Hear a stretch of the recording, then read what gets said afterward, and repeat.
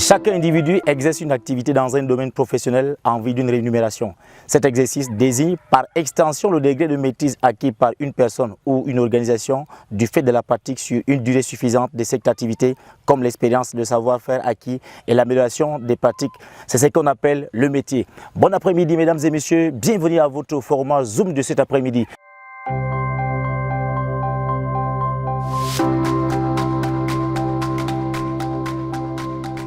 Zoom est une émission consacrée aux activités et aux métiers que des individus mettent sur pied ou exercent en vue de trouver une rémunération meilleure. Zoom de cet après-midi nous conduit dans les berges du Logone où nous allons à la rencontre d'un maraîcher, le nommé Kaduna Gaston. Bon après-midi Kaduna. Bonsoir monsieur. Toujours avec Sarah à l'épaule. Merci. Je suis très fier de vous rencontrer ce soir parce que c'est une occasion que j'attendais il y a longtemps. Et je suis fier de vous rencontrer ce soir, vraiment. Alors monsieur Kaduna, parlez-nous un tout petit peu de la culture maraîchère. Bon, la culture maraîchère, c'est une culture comme toute autre. Ça permet à l'individu de produire des fruits. Hein? Tu cultives et puis à la fin tu récoltes. Ah, tu as les fruits, tu vends, tu as des revenus. C'est juste ça pour pouvoir survivre. C'est une culture comme toute autre, la culture maraîchère. Alors, qu'est-ce qui vous a poussé à embrasser le maraîchage? Le maraîchage, au début, pour moi, c'était un jeu d'enfant. Quand j'avais 14 ans, à l'école primaire, je crois que j'étais en classe CM2 si j'ai bonne mémoire. Je suivais mes parents, là, mes cousins au jardin. Et puis, qu'est-ce qui va me motiver? Ils m'ont donné quelques parcelles, ils me disent, enfant, tente aussi. J'ai fait du radis et du navet. Alors, un mois après, puis comme ça se récolte, un mois après, navet, radis, un mois après, vous récoltez. Alors, quand j'ai amené au marché, ma maman m'a vendu ça, je crois qu'elle m'a amené 45 000 avant d'évaluation, donc j'ai trouvé que c'était une grosse somme. Depuis là, c'était le déclic et puis j'ai commencé à faire ce travail-là depuis le lycée. Quand je suis entré en 6e en vacances, je travaille, j'achète mes cahiers. Je ne dérangeais plus mes parents. Jusqu'après mon bac, j'ai tenté d'aller à l'université, ça ne tenait pas. Bon, je suis revenu, me voici dedans depuis 1993. Je suis dedans comme ça, j'ai fondé mon foyer et puis c'est de ça que j'ai vu jusqu'aujourd'hui. C'est de ça que j'ai vu. Et j'ai vu que j'ai dit pourquoi, comme j'ai un bac, pourquoi ne pas faire une formation professionnelle. Je suis allé faire une formation professionnelle de 3 ans. Présentement, je suis licencié en développement rural. Bon, voici, ici, j'ai quand même quelques connaissances en production maraîchère. Bon, bref, en culture maraîchère et puis production animale et végétale, j'ai quand même quelques connaissances, quoi. Alors, en culture maraîchère et en production animale, mais on vous trouve toujours dans les sillons. Et quelles sont les variétés de cultures que vous faites par saison et quelles sont les cultures qui vous rapportent le plus? Bon, la culture principale ici chez nous, c'est le poivron. Nous misons beaucoup plus sur le poivron parce que ça rapporte. Pendant les périodes du carême qu'on appelle Ramadan, si vous avez du poivron, ça va vous rapporter un peu de l'argent. Et en saison de pluie aussi, au moment où c'est difficile parce que c'est pas facile de conduire cette culture en saison de pluie. Mais dès que vous réussissez, c'est tout, vous êtes parti. Puisqu'en saison de pluie, ça vient de loin, ça vient des Bertois, des Ngaoundéré, les variétés améliorées. Ici, chez nous, là, c'est pratiquement impossible. Dès que vous réussissez à conduire cette culture-là, la semence de la saison de pluie est un peu chère. C'est les variétés améliorées, là. La boîte est à 30 000 francs. Et souvent, nous trouvons que c'est cher. Et il faut beaucoup d'entretien en saison de pluie. Donc la principale culture pour moi, je crois que c'est le poivron.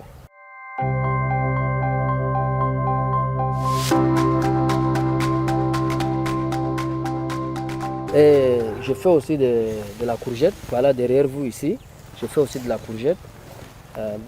Malheureusement, vous êtes arrivé en fin de campagne. Je fais aussi du concombre.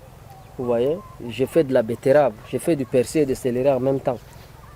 J'ai quelques feuilles de manioc ici, dans mon champ. J'ai quelques feuilles de manioc. Je fais quelques fois de gombo. Je touche un peu du tout, quoi. Seulement que c'est par saison et c'est par campagne aussi. Donc, de janvier à mars, je fais telle culture. Par exemple, de janvier à mars, je fais du poivron. À partir de mars jusqu'à juillet aussi, c'est toujours le poivron, mais cette fois-ci, c'est la variété un peu améliorée qui peut résister contre la saison de pluie parce que ça ne résiste pas contre les intempéries. Je vous dis que c'est un travail qui nourrit son homme et ça peut même te faire sortir de la merde même, si tu consacres sérieusement. Nous autres, je ne sais pas c'est quelle malédiction, mais on se dit toujours qu'il faut travailler. Comment j'ai un diplôme, je ne peux pas travailler ailleurs. C'est pourquoi aujourd'hui, on se laisse tromper par les petits ONG locales comme ça. Et puis on traîne là, des fois tu vas de l'autre côté au Tchad, tout ça là. Mais ça ne rapporte rien. Un travail de 2-3 mois, tu reviens toujours à la cage de départ. Je me dis que si quelqu'un investit sérieusement dans le marché et qu'il oublie les autres idées négatives, là, je crois que tu peux t'en sortir. Et chers téléspectateurs, vous êtes sur Kousséri TV dans le cadre de Zoom. Zoom nous a conduit au quartier courant, une bourgade située à quelques encablures de la ville de Kousséri où se pratiquent les différentes cultures. On prend une pause et puis on se retrouve juste après.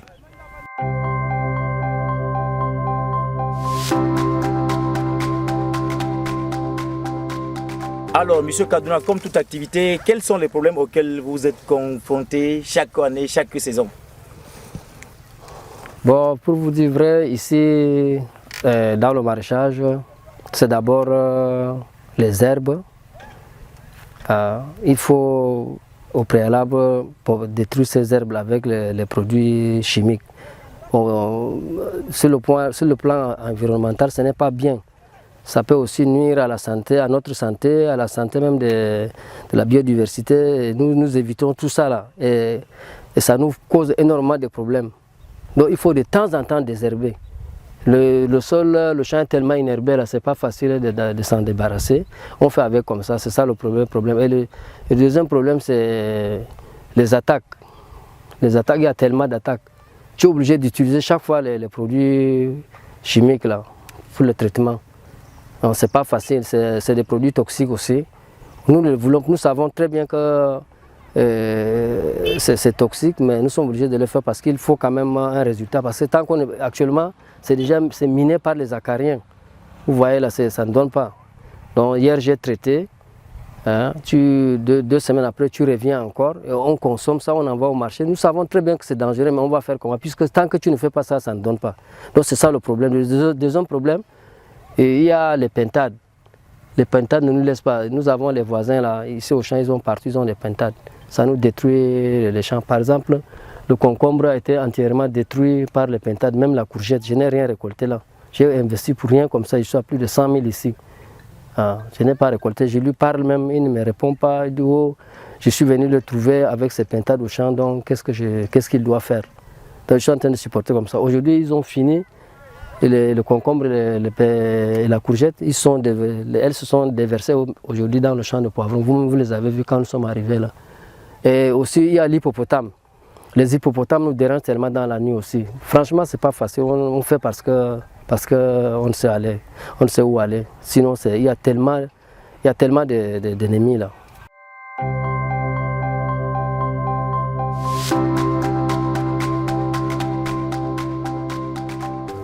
Alors, M. Kaduna Gaston, une fois les cultures déjà prêtes à la consommation, comment faites-vous pour écouler vos produits? Les clients viennent acheter sur le champ ou bien vous partez vers le grand marché de Kousséri ou bien d'autres débouchés pour écouler vos produits? Bon, il y a plusieurs possibilités. S'il y a pénurie, si je donne l'exemple du poivron, si le poivron est à terme et qu'il y a pénurie au marché, ça va immédiatement déclencher le déplacement des clients vers les champs. Ils viennent de N'Djamena surtout. Ceux de Kousséri viennent aussi, et ceux de N'Djamena viennent aussi. Ils viennent vous trouver au champ, ils négocient, ils vous courtisent même. Ils vous courtisent, ils vous supplient, pardon, donne-moi ça. Et c'est à bon prix. Et si toi aussi, tu avais déjà ta cliente, ou bien c'est ta femme qui vendait, tu ne peux pas décevoir ton client ou bien ta femme. Tu lui dis à ce monsieur qui est venu, bien à celle qui est venue, tu lui dis, bon voilà, et moi j'ai déjà quelqu'un pour me vendre ça. Et si tu veux, je l'appelle, tu négocies avec lui. Alors, on envoie à N'Djamena. Soit ceux de N'Djamena viennent, si vous acceptez, ils prennent ça sur place, vous ne vous déplacez pas, vous négociez et puis vous donnez votre argent et partez avec les produits. Soit c'est toi qui pars. Moi, dans le temps, je partais quand je n'étais pas marié, mais depuis que je suis marié, là, je me déplace plus, c'est ma femme qui part vendre mes produits.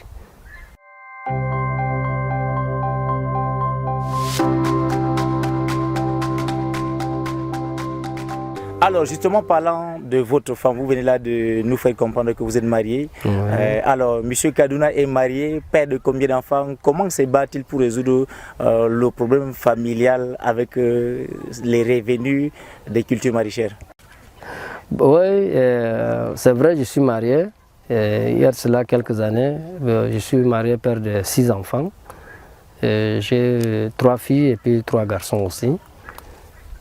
C'est pas facile quand même, mais Dieu merci, mon premier fils il est né en 2003. Donc il a déjà presque 20 ans. Il a déjà presque 20 ans, 2003 vers 2022. Je crois qu'il a déjà 19 ans. Il fait seconde et puis c'est difficile. C'est difficile quand même de subvenir aux besoins de la famille, mais on fait avec. Parce que là, notre soutien, c'est surtout les femmes. Nos femmes, elles sont habituées à ce commerce-là. Même si on n'a rien au champ, elles partent en N'Djamena, elles prennent avec d'autres revendeuses. Elles vendent sur place et puis elles amènent la ration. Même si tu n'as rien, et pour peut-être acheter les fournitures des enfants, elles interviennent. Elles se battent pas mal, quoi. Alors, est-ce que parmi les enfants, il y a celui qui prétend prendre la relève parce que papa est un grand agriculteur, il faudrait que je continue aussi dans la même lancée? Franchement, je ne sais pas si avec les 2 autres garçons là, s'ils pourront le faire, ils sont encore petits, mais l'aîné dont je vous parle là, à cause de ce travail du champ là, il m'a même fui même là, pendant les vacances là. J'étais en formation à Maroua, avec Parec, dans le cadre de la pédagogie, dans l'éducation de base. Je suis allé en formation là-bas, je l'ai laissé. Vous voyez le champ là, un peu presque fané là, c'est de sa faute. Ce n'était pas comme ça. Il trouve que c'est un travail, qui, je ne sais pas quoi, je ne sais pas quel terme utiliser. Il trouve que c'est un travail qui tue, ça ne vaut rien. Et il utilise un mot arabe là, tab sakit, c'est-à-dire la souffrance pour rien. Comme il a la taille, il a le gabarit, je ne sais pas qu'est-ce que je peux dire, il trouve que je suis trop petit. Il me dit que ton travail là c'est la souffrance, il ne veut pas. Donc pour qu'il vienne ici là, c'est pas facile.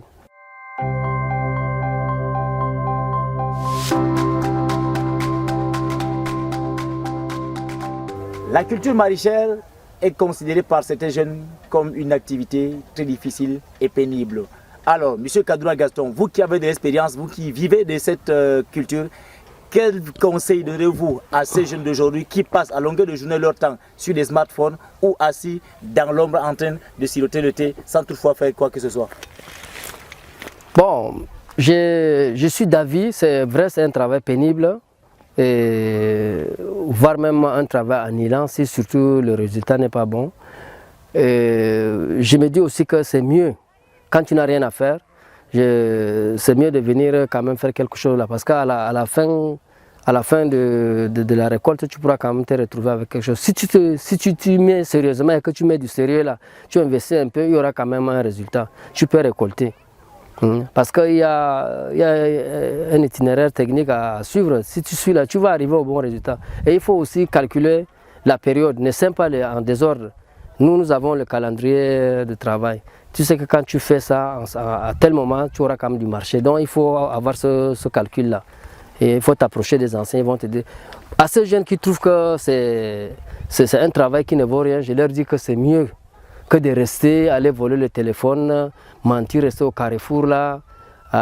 C'est mieux que d'aller peut-être aller faire le travail de la maçonnerie, le manœuvrage, dire que le maçon ne m'a pas payé, ceci, cela. Non, je trouve que ici là, tu es autonome, tu gagnes une certaine autonomie quand même. C'est difficile, d'accord, mais si tu supportes, tu pourras t'en sortir. C'est mieux que d'aller rester au quartier, au carrefour, faire des commentaires inutiles qui n'avancent pas.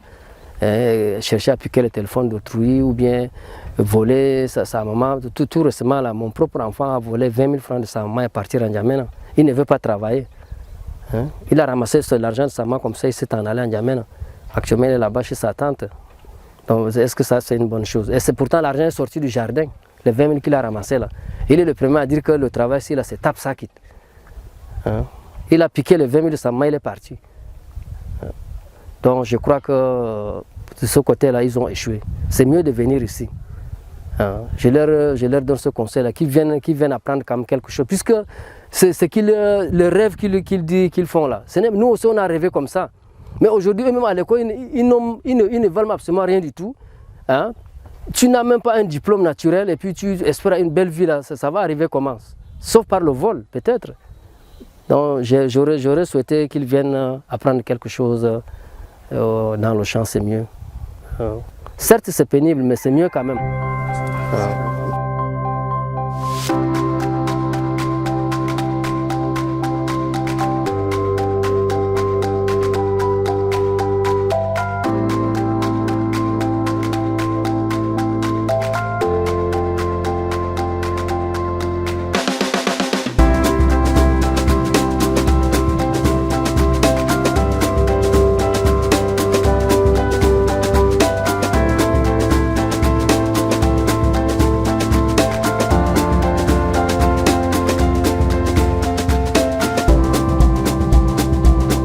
Maintenant, les Gaston, c'est l'enfant, il est depuis ici. Elle fait le jardin bien, elle fait les choses bien, parce qu'on a duré avec elle. Des années, on a ensemble.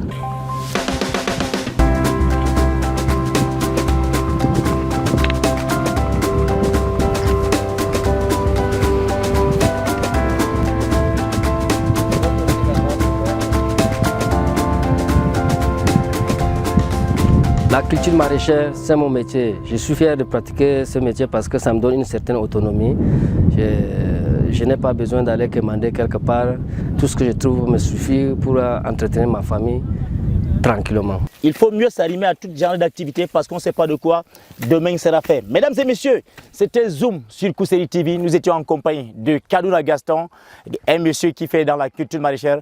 Retrouvons-nous prochainement sur un autre format, pour un autre numéro de Zoom sur votre métier. Ciao, à très bientôt.